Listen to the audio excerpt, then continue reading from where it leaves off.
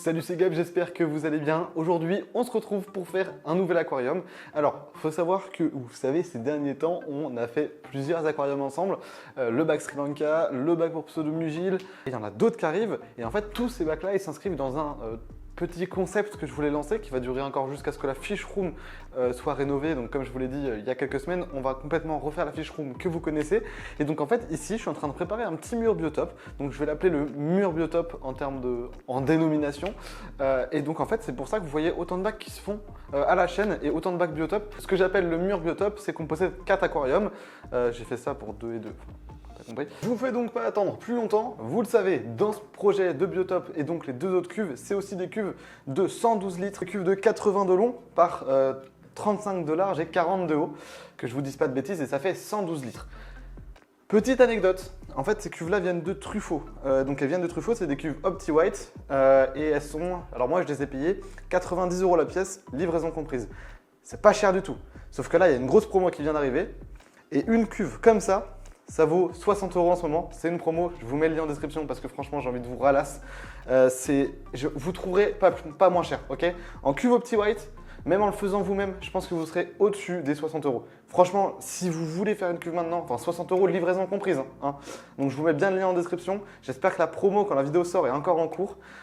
Si en tout cas vous êtes intéressé et que la promo est encore là, foncez, franchement, vous ne trouverez pas moins cher ailleurs. Aujourd'hui, on va faire un bac. Tellement le bac va être simple, je m'assois carrément.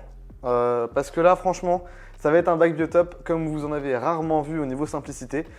Vous l'avez vu dans le titre, on va parler du lac Tanganyika, un lac qui est situé en Afrique, qui est absolument gigantesque. Donc c'est dans les plus grands lacs du monde, je ne sais plus dans le classement où il est, mais c'est dans un des plus grands lacs du monde. Et pour vous donner une idée, du nord au sud de la France, on pourrait mettre le lac Tanganyika. Il fait cette distance-là à peu près en termes de longueur. Donc c'est vraiment un lac colossal qui abrite des centaines d'espèces différentes, si ce n'est pas des milliers. Et toutes ces espèces-là ont des milieux de vie différents parce qu'en fait, le lac est tellement grand qu'on retrouve pas exactement la même chose partout dans le lac. Donc aujourd'hui, nous, on va s'attaquer à un groupe de poissons du lac Tanganyika. On va donc parler des conchilicoles. Je sais, ça fait pas mal de mots compliqués d'un coup. Conchilicoles, c'est simplement des poissons qui vivent dans les coquilles. Donc là, on va parler de Neolamprologus ocellatus, donc une toute petite variété de conchilicoles. Et c'est pour ça qu'on va pouvoir mettre ces poissons dans une cuve petite, parce que 100 litres, c'est vraiment minuscule. On va mettre des Neolamprologus ocellatus, on va en mettre 5. On parlera un peu plus des paramètres quand on va avancer dans la création du biotope. Les poissons qu'on va donc mettre dans cet aquarium, c'est des conchilicoles. Ça vit dans le sable et ça se reproduit dans les coquilles. Donc leur environnement, ça va être très simple, ce sera du sable et ils vont labourer le sable, c'est-à-dire que c'est des constructeurs, des déblayeurs, comme vous voulez. Ça détruit tous ces poissons. Donc il n'y aura pas de plantes compatibles, hormis quelques espèces, mais ça casserait vraiment le biotope et c'est pas l'objectif, donc on ne va pas en mettre.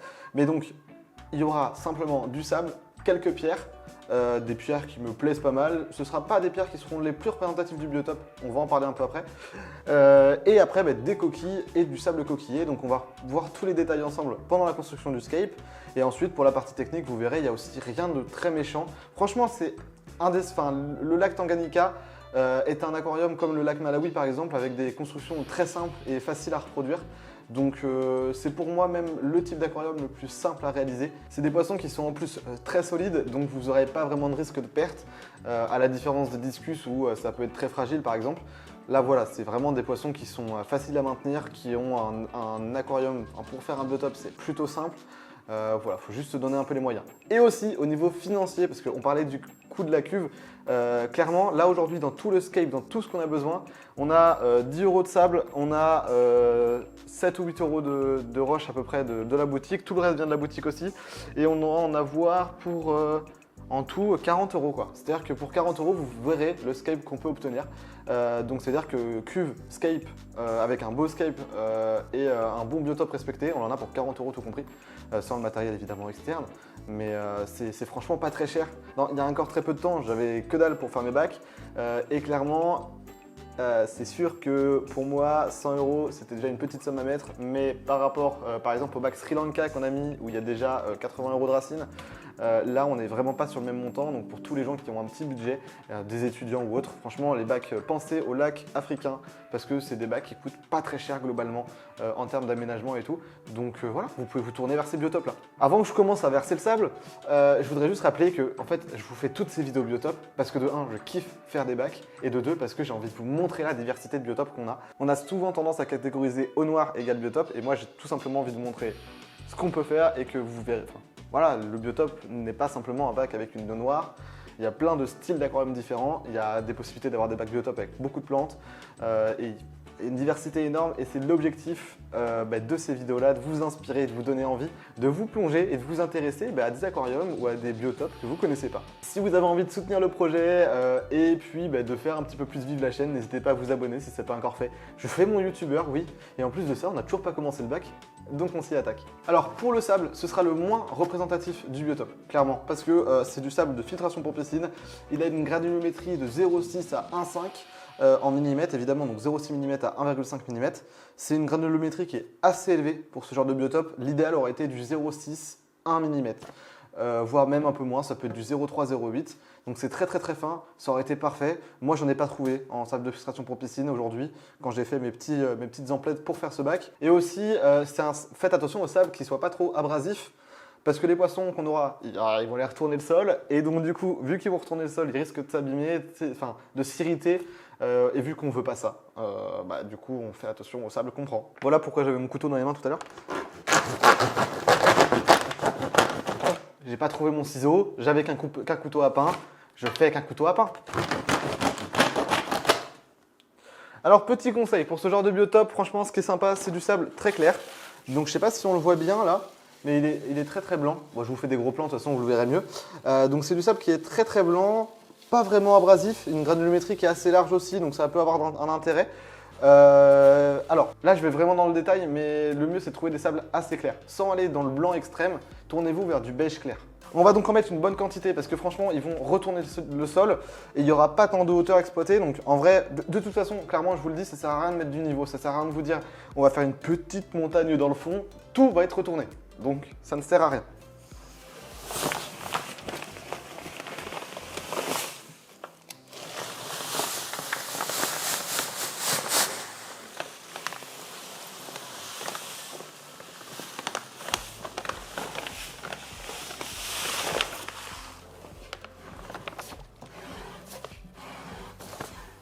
Dans le bac, du coup, ce sera des Neolamprologus ocellatus, mais on peut aussi mettre, par exemple, des multifasciatus. Donc, c'est Neolamprologus multifasciatus. C'est une autre variété d'espèces qui est conchilicole. Évidemment, dans ce genre de volume, on restera en spécifique, c'est-à-dire qu'on ne mélangera pas Neolamprologus multifasciatus et Neolamprologus ocellatus. Mais vous avez le choix. De toute façon, le biotope qu'on fait aujourd'hui n'est pas bon que pour les ocellatus, mais pour quasiment tous les poissons du lac Tanganyika qui sont conchilicoles. Après, c'est juste le volume qui va différer. J'aime beaucoup ça parce que déjà, il est très propre. Franchement, vous voyez, il n'y a pas de poussière, il n'y a pas de poussière qui vole, il n'y a rien. C'est super agréable, on ne se coupe pas les mains quand on passe les mains dedans. Voilà, pour moi, c'est vraiment un très bon sable, à la différence des autres sables que j'ai utilisés pour les autres bacs où la granulométrie était plus large, où le sable n'était pas forcément très propre et le rendu n'est pas forcément très beau. Là, franchement, je voulais un bon sable et j'en suis trop content parce que il est vraiment trop beau. Enfin, moi, j'aime beaucoup. Et voilà, il faut savoir que clairement, là aujourd'hui, on va faire le bac. Donc là, imaginons qu'on lisse tout. Voilà, hop, je lisse tout. Les poissons, ils peuvent avoir rendu le sol carrément ici sans rien et avoir fait leur petit nid. Imaginons qu'il y a un couple qui se mette là. S'il y a une pierre qui est au-dessus et que ça leur tombe dessus, ils vont mourir. Donc il faut directement que la pierre soit posée au sol. Là, vraiment, si vous... En fait, pareil, aussi, je ne l'ai pas dit, mais d'habitude, je mets tout le temps de la pouzzolane en dessous les bacs. Sauf que là, vous vous en doutez, si je mets de la pouzzolane, la pouzzolane va forcément remonter. Franchement, n'en mettez pas dans ce genre de biotope, à moins qu'il y ait vraiment d'intérêt, par exemple pour caler des grosses pierres, parce que de toute façon, ils ne vont pas bouger les sacs de pouzzolane. Mais si vous mettez de la pouzzolane, déjà c'est en sac et pas libre. Et de plus, faut que vous ayez une grande surface et qu'au-dessus des sacs de pouzzolane, vous ayez des grosses pierres pour bien les caler. Là, la roche qui peut pas mal représenter le biotope, des roches un peu grisâtres ou foncées, c'est pas mal. Moi, j'ai pas de roche, parce qu'en fait, on va utiliser du basalte. Sinon, donc c'est les autres types de roches que j'ai sur la boutique. Le basalte, j'aurais préféré, sauf que j'ai pas de basalte en grosse taille. Donc j'ai pris une grosse pierre de granit et des plus petites pierres de basalte. À savoir que dans les biotopes, là ici, faut pas vous embêter avec le calcaire. Si vous trouvez une roche qui est un peu blanche ou qui est un peu calcaire, c'est pas grave. De toute façon, les coquilles sont calcaires. Ce qu'on va rajouter après va être calcaire. Dans leur biotope, l'eau est très dure. Donc la dureté de l'eau, vous le savez, c'est qu'il y a une grosse concentration de minéraux. Le GH est assez élevé, entre 10 et 15, selon l'endroit. Et bref, il y a plein de détails à prendre en compte, mais on va généraliser entre 10 et 15. Le pH est entre 8 et 9. Forcément, il faut faire le scape en corrélation avec ces paramètres. Donc si c'est des pierres calcaires, c'est pas grave. Moi ici, c'est pas des pierres calcaires, mais c'est pas grave non plus. De toute façon, le calcaire va être apporté par le reste des éléments. Donc cette grosse pierre là, on va la prendre et on va aussi prendre des pierres de basalte. Donc, on aurait pu mettre granit partout parce que c'est gris, c'est pas mal représentatif du biotope. Je voulais utiliser donc du basalte parce que les deux autres bacs qu'on a montés ensemble dans le projet du mur biotope, on a utilisé du granit. Donc je me suis dit, on va changer et on va prendre d'autres types de roches. Donc basalte, granit, voilà, on va utiliser des grosses pierres de basalte, des pierres évidemment pas trop petites non plus parce que sinon elles vont vraiment trop bouger. Donc des pierres assez grosses et une grosse pierre de granit. La grosse pierre de granit, on va pas la mettre comme ça par exemple, on va la mettre comme ça à la limite, bien enfoncée dans le fond. Parce que le problème c'est que voilà, comme je vous l'ai dit, il faut vraiment faire attention. Parce que les poissons ils vont les faire bouger, c'est quasiment sûr. Donc faut pas que quand les poissons les fassent bouger, qu'elles tombent directement sur le verre pour casser le verre. Faut vraiment bien enfoncer les roches. Là, je sais que d'habituellement, je fais pas forcément le truc où je vous dis faites attention que les roches soient bien stables, machin. Là, faites-le. Il n'y a pas le choix. Hop là. Alors, des grosses roches de basalte. Toujours bien enfoncées.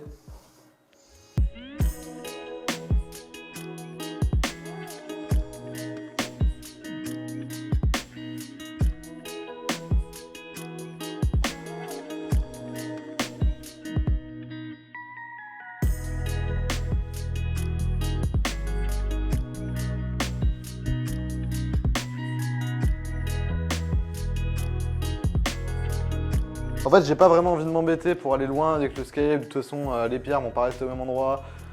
Voilà, tout va bouger quoi. Donc, faut être prêt à ça. Il n'y a même pas besoin d'aller plus loin parce que franchement, en fait, on va aller s'embêter à aller rajouter du détail. Par exemple, en rajoutant des différentes granulométries de galets, donc de basalte et tout. Sauf que enfin voilà, ça va pas rester en place quoi. Ça, c'est certain. Donc, faut pas trop s'embêter. Ça va. À la limite, quand les poissons commencent à prendre leur territoire, on peut peut-être mettre un peu plus comme on veut. Pour l'instant, ça sert à rien, vraiment, j'insiste. Un truc de fou qui est sur Aquabiotop, c'est tout simplement ce sable. C'est un sable de coquille, donc un sable coquillé. C'est quasiment que des coquilles, donc il y a un peu de sable dans le tas, hein, évidemment. Et en fait, ce qui se passe, c'est que du coup, ça va rajouter un côté naturel de dingue dans le bac qui ne l'est pas forcément trop pour le moment. Vous allez voir, ça va tout changer d'un coup. Donc là, il y a 4 kilos, on va tout mettre. Ça va vachement ramener la dureté. Alors, j'ai dit qu'on allait tout mettre, mais finalement, je crois qu'on va pas tout mettre. Alors ça, du coup, ça va énormément augmenter la dureté de l'eau parce que c'est des coquilles vraiment pures. Enfin, vu dans le biotope, il y a beaucoup de coquilles. Là, tout de suite, ça va vraiment changer le résultat. Même pour ceux qui font des bacs pour conchilicole, franchement, j'en vois jamais. Mais je trouve ça tellement triste parce que c'est vraiment l'élément qui donne le côté biotope, quoi. Il est un peu abrasif, mais ça va. Parce qu'en fait, c'est normalement, pour faire cet effet-là, on utilise des coquilles qu'on casse. Et du coup, on met des petits bouts de coquilles partout. Sauf que des coquilles qu'on vient juste de casser, c'est très coupant. Et donc là, ça ne l'est pas. Donc ça a vraiment le mérite d'être utile. J'insiste, c'est vrai. Si vous faites un bac du lac Tanganyika, avec des conchilicoles, franchement, mettez du sable coquillé. Voilà, c'est pas cher. Et ça va vraiment changer votre sable, votre bac entièrement, quoi. Donc là, vous voyez, en fait, plutôt, j'avais pris 4 kg et j'ai mis 2 kg. Donc on pourrait partir sur un principe de, pour un aquarium de 100 litres, 2 kg de sable coquillé, c'est suffisant. Voilà le résultat avec le sable coquillé. Vous voyez, ça change vraiment tout le bac. Ça n'a plus rien à voir et c'est beaucoup plus naturel. Et maintenant, on va passer au placement des coquilles. Donc, dans le biotope, on retrouve plusieurs types de coquilles, plusieurs types d'escargots qui meurent et qui, du coup, on peut retrouver leurs coquilles. Le problème, c'est qu'on a certaines espèces qui se font en importation. On peut trouver certaines espèces de ces escargots, donc certaines coquilles, en France, à l'achat, à la vente. Seulement, ça implique certaines choses. C'est prélevé directement dans le lac, ça détruit le lac. Pour prendre l'exemple des coquilles de Néotoma, donc c'est prélevé dans la nature, ça prend très longtemps pour en avoir une grande quantité. Ça implique plein de choses, destruction des habitats, etc. C'est pas ce que j'ai envie personnellement. Donc aujourd'hui sur la boutique, vraiment aujourd'hui, moi j'ai fait le parti pris en fait de tout simplement ne pas mettre ce genre de coquilles pour le côté écologique et éviter la destruction des habitats. On se retrouve donc avec des coquilles qui sont sensiblement similaires. Donc celles qui seront le plus proches, clairement, c'est les coquilles de bulot. Donc vous retrouverez ça sur la boutique. Donc c'est des coquilles de bulot, c'est les plus grosses coquilles que j'ai pour ces poissons-là. En tout, il y aura 3 types de coquilles avec des tailles différentes. Donc ça, c'est des coquilles qui sont plus classiques avec des formes plus communes. Et après, on a des coquilles plus petites qui, elles, vont vraiment rappeler un peu plus ce côté biotop. Donc il y a ces 3 types de coquilles, 1 kg de chaque. Et je pense qu'on n'aura pas besoin de tout mettre, mais on va voir ce que ça va rendre. Je vais y aller progressivement et puis on verra bien. J'ai fini de mettre les coquilles, du coup j'ai mis pas mal de bulots et un peu moins des autres espèces. Faut pas tomber dans l'excès. Alors j'ai fait l'erreur, là j'ai retravaillé un peu parce que du coup à la base j'en avais un peu trop mis et en fait clairement ça allait pas aller pour les ocellatus. Donc pour les ocellatus, mettez pas plus de coquilles que ce que j'ai à peu près mis maintenant. Donc là on va compter qu'il y a à peu près 20 bulots. Enfin 20 coquilles de bulot et à peu près 200 grammes des 2 autres types de coquilles qu'il y a sur la boutique. Voilà, on se retrouve sur quelque chose d'un peu homogène, il n'y a pas trop de coquilles non plus, les poissons vont pouvoir faire bien leur territoire et se reproduire dedans.